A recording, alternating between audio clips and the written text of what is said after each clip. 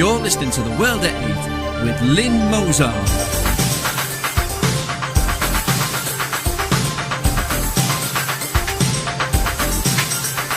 The World at 8, the number one in nationalist news. Highlights of the news today, Tuesday, 18th of November 2014. Convicted drug users and thieves will be allowed to join police, rules relaxed in bid to lure minorities, and London is already recruiting criminals. NHS doctor before his trial for assault flees UK to join Taliban in Pakistan. Dyfed-Powys police amongst worst at reporting crimes, while Hampshire police fail to record 40% of crimes. Cambridge police leaflets claiming AIDS is God's punishment for gays and not a crime. Putin, US wants to subdue Russia, but no one did or ever will. Thought for the day, thought I'd heard it all. And finally, a joke to insult everybody.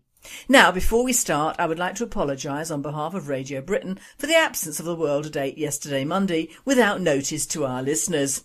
I had an appointment in town and I thought we'd be back in time to do the news, but got delayed and it turned into a me day, which was long overdue. So here we are Tuesday and we will be with you again Friday as normal with more of Nick Griffin. UK news. Convicted drug users and thieves will be allowed to join police. Rules relaxed in bid to lure minorities, and London is already recruiting criminals, the Mail on Sunday reported. Britain's biggest force is already recruiting those who have been on the wrong side of the law in a controversial attempt to increase race diversity. Convicted criminals will be allowed to join the police under plans to relax strict entry rules that critics fear will undermine standards. For the first time, candidates will be considered if they have convictions, cautions or fines for offences likely to include possession of cannabis or shoplifting. It can also be revealed that all forces across England and Wales will be encouraged to adopt softer rules on who should be ruled out from becoming a police officer. The College of Policing, which sets standards for the profession, is to publish a code of practice in the new year on the vetting of would-be police officers. It will set out a relaxation of the current rules, which ban anyone with previous convictions, cautions or fines in all but the most exceptional circumstances, on the grounds that it is keeping potentially valuable people from becoming police officers. Instead, the college will tell police chiefs they can take on applicants with criminal pasts as long as they're open about what they did. Those guilty of relatively minor offences, particularly those committed several years ago and which resulted in light sentences, are likely to be let in to forces. Applicants who try and hide what they did or committed serious crimes involving violence, sex offences or fraud will continue to be barred from a career in uniform. World at 8. I still have not heard anything so sad in my life. Why are the rules being relaxed? To deal with similar types of idiots in civilian life? Years ago a man had to be a certain height, weight and type. Now anything goes and it shows. Our police will soon be the most diverse and odd variety of no-hopers, but all will of course be ethnic. NHS doctor before his trial for assault flees United Kingdom to join Taliban in Pakistan. A British surgeon who was due to stand trial for assault has fled the country and become a senior leader of the Taliban in Pakistan. Mirza Tariq Ali, 39, who practiced in the NHS, evaded the UK authorities despite having his passport taken from him while awaiting trial at the Old Bailey. He resurfaced last week in a recruitment video for a Taliban splinter group urging foreign jihadists to join him. The doctor has become a mouthpiece for the terrorist organisation and under a new name, Dr Abu Obaida al-Islamabadi has begun publishing an English-language jihadist magazine online aimed at recruiting Muslim youths from the West. Ali, who lived in Walthamstow, East London, arrived in Britain in 2004, having previously been a doctor in the Pakistan Army. He worked shifts as a locum surgeon in London and Cambridge, having trained at a London teaching hospital. Police and security services are now facing embarrassing questions over how he was able to flee. The surgeon is one of a growing number of known extremists who have skipped bail or surveillance to wage holy war abroad. World at 8. Well, one can hardly call him a homegrown, can they? It just shows what we allow in the country nowadays and also allow out. Send all young Muslim men out to fight and send their families home to Pakistan or where they came from, and we won't have any of these problems. Dyfed-Powys police amongst worst at reporting crimes, while Hampshire police failed to record 40% of crimes. HM Inspectorate of Constabulary said the failure to record crime properly was indefensible. Dyfed-Powys Police is ranked one of the 4 worst performing forces in the UK for crime reporting, while neighbouring South Wales Police is one of the best. More than 800,000, or 1 in 5, of all crimes reported in England and Wales each year are not being recorded, said the Inspectorate of Constabulary. Hampshire Constabulary said some crimes, which previously would have been investigated first and then recorded, were now being recorded immediately. The level of crime not recorded by Hampshire Police was more than double the national average, branded indefensible during a sample taken in an inspection. The force was found not to record 40% of crime in a sample of incidents taken by HM Inspectorate of Constabulary, more than double the average of 19%. The force said it was already changing the way it recorded crime, but suggested this was partly because of cuts. Detective Superintendent Rachel Farrell said, "This has been unnecessary as we cut back office staff in order to keep as many officers as possible on the front line. The HMIC audit has been timely. It comes partway through our change and highlights specific areas where we need to improve." HMIC carried out an inspection of crime data in all police forces in England and Wales, during which it took a random sample of incidents and looked at which ones should be counted as crimes and how many the force had actually recorded. It concluded that 112 incidents in Hampshire were crimes, but only 67 had been recorded. Well, to date. It would be interesting to know what sort of crimes these are relating to in which areas. Cuts should not affect doing one's job, but are just an excuse. More likely is that many of these crimes are undertaken by foreigners and we cannot even find them, let alone arrest them. Cambridge police leaflets claiming AIDS is God's punishment for gays are not a crime. Pink News reports Cambridgeshire police have said that leaflets claiming that homosexuality is linked to paedophilia fall short of any criminality. Extremist homophobic leaflets have been repeatedly distributed in the area and across the country in the past year. One religious leaflet titled The Work of Darkness was delivered last month by a man in a cape wearing a hooded robe thing.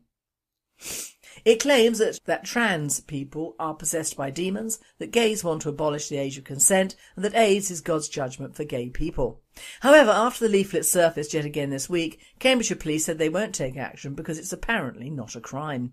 A spokesperson told Eli News leaflets of a homophobic nature were distributed in Cambridge earlier this year. Additionally, similar material has been distributed in other areas of the country, and indeed the country. Whilst it is acknowledged that many recipients will be offended by the leaflet's content, Article 10 of the European Convention of Human Rights gives individuals the right to freedom of expression, the right to hold opinions and to receive and impart information and ideals without interference by public authority.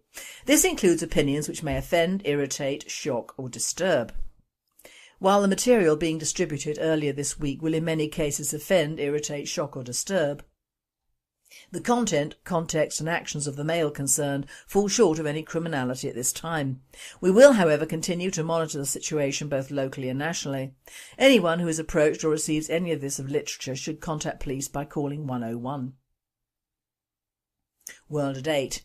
Now, if someone were to do leaflets saying that immigration should be stopped and repatriation started, this would be a crime. I don't see the difference, frankly. European news. There is no European news today. World news. Putin, US wants to subdue Russia, but no one did or ever will. The US has no plans to humiliate Russia, but instead wants to subdue it, Russian President Vladimir Putin has said, adding that no one had ever succeeded in doing so and never will. Speaking at a forum of the All Russia People's Front in Moscow today, the Russian leader said that history was not about to change and that no one would manage to suppress the country. Throughout history, no one has ever managed to do so towards Russia and no one ever will, Putin said.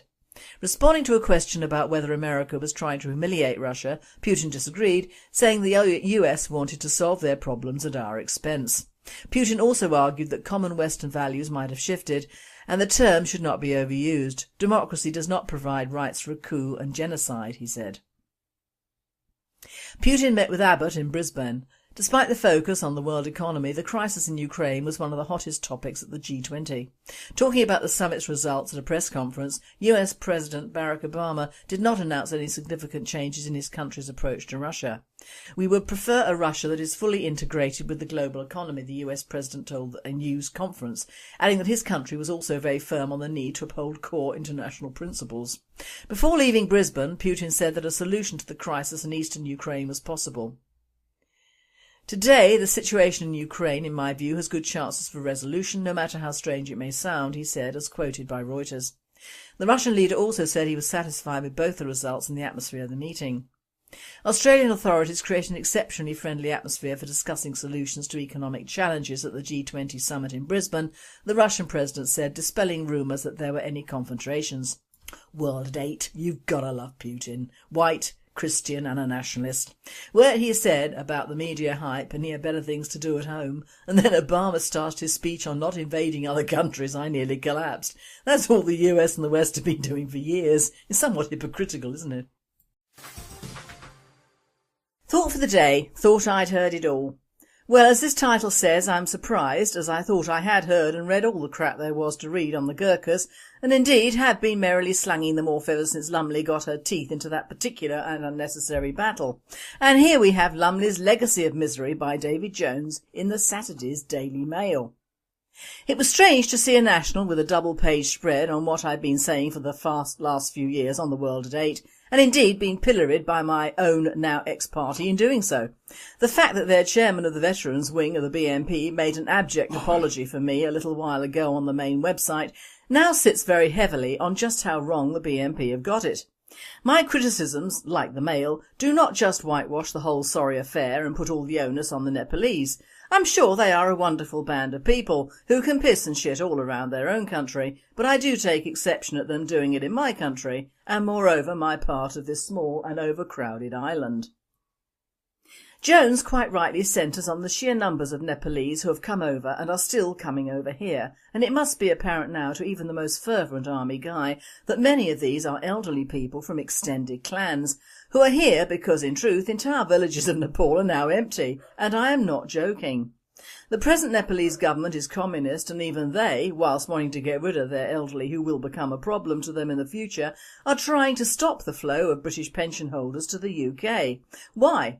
Because in a country like Nepal, living is virtually cheap, and a British pension over there can mean the difference between having a workable village and not. And no government wants to lose pensioned people. True, they are losing the pain of having to educate them and provide certain facilities, but as we know, many of the Nepalese who have come to the UK are still living in the Dark Ages and are bringing their habits, good and bad, but mostly bad, over to the United Kingdom. Jones highlights Aldershot, and it was on the bus to Aldershot from Farnborough my text on the pissing elderly Nepalese who thought nothing of just peeing where she sat. Now, apart from the socially unacceptable view of this in Western life, is the disease factor on a bus with members of all ages on it. It is simply not to be put up with. But we have to, and in Hampshire especially, we are now overrun with people from Nepal, many of which do not have relatives at present in our army. Entire streets and shops are now Nepalese for the Nepalese, who make money out of takeaways and restaurants, who cater to the slovenly Brits who cannot be bothered to cook, or who are so busy making money to pay the taxes which fund these parasites in their health and education in the United Kingdom that they have to eat takeaway dog. It's well known my view on the Nepalese, having seen firsthand many years ago what would and did happen. I'm surprised that the Mail didn't jump on this sooner, but of course, like many subjects which were taboo a couple of years ago, this problem has been allowed to grow in proportion along with immigration in the EU, both subjects which will and are becoming more acceptable not to be happy with. So for that, thank you for at last printing something not along the lines of poor old Gurkhas in wheelchairs with a failing actress who is busy resuscitating her career. The problem lies in the fact that although elderly, when many come here with their numerous relations, they all seem to be able to afford houses and cars and businesses which would be better suited to help them in their own country and not in our country. But of course we have for the time being in the UK the best thing in the world, and that is our NHS, which is now struggling to cope with hordes of migrants of every description pouring in and living in this country. and the Nepalese elderly will, whether we like it or not, take precedence over our own elderly and the old of the first migrants from 50 years ago. You can see them now tottering along in full national dress along the corridors of Hampshire and Surrey hospitals, which have also taken to employ them as so-called nurses. Now, not being a racist bastard, I don't have a problem with an ethnic nurse or doctor if I feel they know what they're doing and can speak English, so that at least I know that they know and can tell me what the matter is. But in my last sojourn earlier this year, the Filipino nurses were good at English, but the Nepalese were terrible and didn't really seem to care at all. But if you take in millions from Nepal, you're going to need hundreds of nurses who can speak their language, aren't you? So sod the Brits, mate. I've heard tales of school bullying from gangs of Nepalese in the local Aldershot and Farnborough schools, Nepalese gangs roaming around Aldershot after dark causing local trouble, and neighbours who wish they had never heard of the Gurkhas or their offspring. None, of course, of which is reported or commented on. Rather like the Muslim sexual grooming, which is still being put down to a small Asian minority by Avsia Nasal, the Nepalese remain sacrosanct and untouched and still coming over. Now, however, we have the problem that they don't like being here. Their money doesn't stretch in the UK. So, sucks boo to the greedy bastards, and they should take themselves home to their own empty villages, start businesses and start to build up their lives in their own country, not to be a blot on the landscape in ours. The ones who were actually in the army were mercenaries, and since when did any country take in the family of mercenaries? Not since the Romans, I believe. No, we need to put Lumley's people firmly back in Nepal, make a present of them to their government, take back our old pubs and restaurants, clean out our buses, likewise our schools, help our GPs fill their lists with us Brits instead of strangers with odd diseases and habits, and do it of course gently so as not to upset them. We were full 40 years ago. We didn't need the Pakistanis and Indians from Kenya. We didn't need the Hong Kong Chinese. We didn't need the Africans, North Africans and Arabs. And we certainly don't need an obscure, odd tribal people from a small rocky country at the fag end of India. We really don't. And if this sorry story is in the mail, then it has reached the ears of the establishment, who no doubt will find an old white guy who was groped an octogenarian many years ago, or a Nepalese hero from Afghanistan. Oh, I give up. Remember, perhaps the male writers do listen to The World at 8. And finally, how Moses got the 10 Commandments. One day God went to the Arabs and said, "I have some commandments for you that will make your lives better." The Arabs asked, "What are commandments?" And the Lord said, "They are rules for living." "Can you give us an example?" "Thou shalt not kill." "Not kill? We're not interested." So he went to the blacks and said, "I have some commandments." The blacks wanted an example, and the Lord said, "Honour thy father and thy mother." "Father? We don't know who our fathers are. We're not interested." Then he went to the Mexicans and said, "I have some commandments." The Mexicans also wanted an example, and the Lord said, "Thou shalt not steal." "Not steal? We're not interested." Then he went to the French and said, "I have some commandments." The French too wanted an example, and the Lord said, "Thou shalt not commit adultery." "Not commit adultery? We're not interested." Finally, he went to the Jews and said, "I have some commandments." "Commandments," they said. "How much are they?" "They're free." "Well, we'll take 10. There, that should offend just about everybody. You've been listening to The World at 8. I'm Lynn Mozart, and I wish you all a very good night.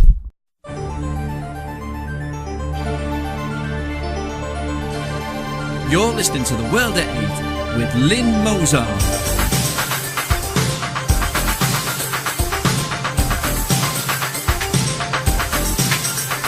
The World at 8, the number one in nationalist news. Highlights of the news today, Tuesday, 18th of November 2014. Convicted drug users and thieves will be allowed to join police, rules relaxed in bid to lure minorities, and London is already recruiting criminals. NHS doctor before his trial for assault flees UK to join Taliban in Pakistan. Dyfed-Powys police amongst worst at reporting crimes, while Hampshire police fail to record 40% of crimes.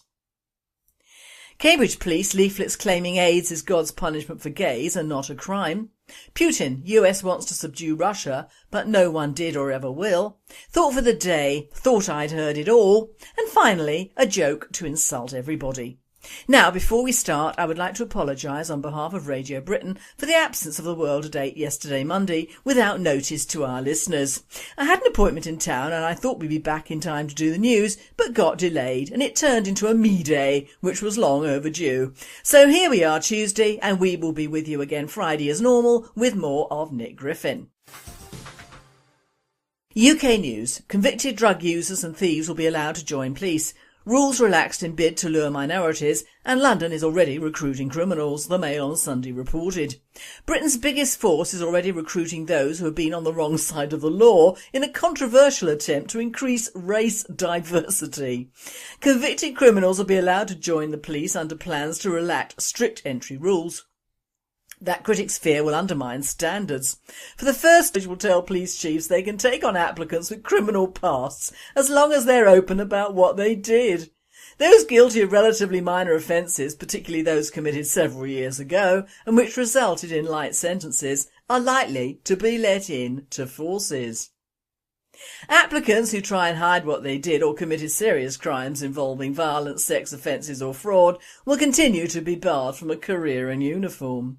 World at 8. I still have not heard anything so sad in my life.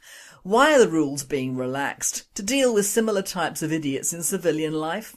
Years ago, a man had to be a certain height, weight and time. Candidates will be considered if they have convictions, cautions or fines for offences likely to include possession of cannabis or shoplifting. It can also be revealed that all forces across England and Wales will be encouraged to adopt softer rules on who should be ruled out from becoming a police officer. The College of Policing, which sets standards for the profession, is to publish a code of practice in the new year on the vetting of would-be police officers. It will set out a relaxation of the current rules, which ban anyone with previous convictions, cautions or fines in all but the most exceptional circumstances, on the grounds that it is keeping potentially valuable people from becoming police officers. Instead, the college